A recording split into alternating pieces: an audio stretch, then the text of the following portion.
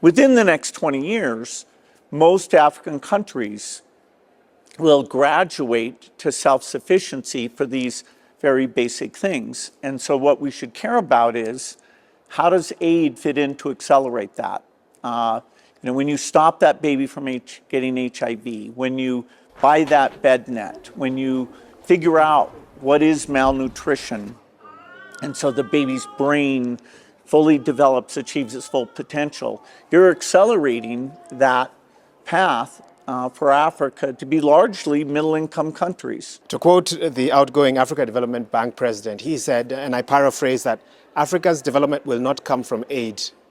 It will come from investment-led growth. Well, aid as a percentage of the economy won't be gigantic, but if you believe that babies shouldn't be infected with HIV, and aid is helping you with that, if you want all the world's science to help cure sickle cell disease, and that's not going to get organized except by aid that brings those scientific resources. Aid plays a unique role, and anybody who says aid versus something else, that's a silly discussion.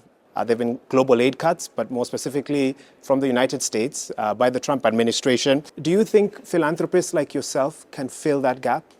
Well, the numbers are way too large for philanthropy to fill that gap. We're going to see a dramatic increase in children's deaths because we're not going to have those capacities. Are you willing to use your considerable influence to possibly seek audience with President Trump again? Maybe ask him to consider a more gradual pullout from some of these programs, Gavi with vaccinations, for example?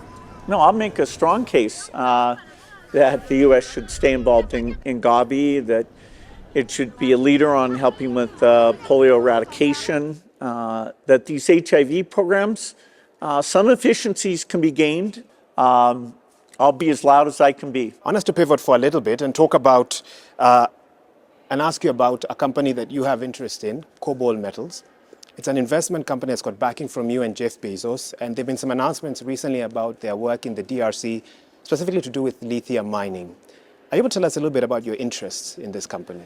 Yeah, so Cobalt was created to use artificial intelligence to take all the data about what's buried underground and to find valuable mining deposits. And it's very good news for Africa that they've found many major deposits, and that'll generate a lot of jobs, a lot of royalties. I don't know the specifics of the DRC lithium mine. I'm glad to hear they're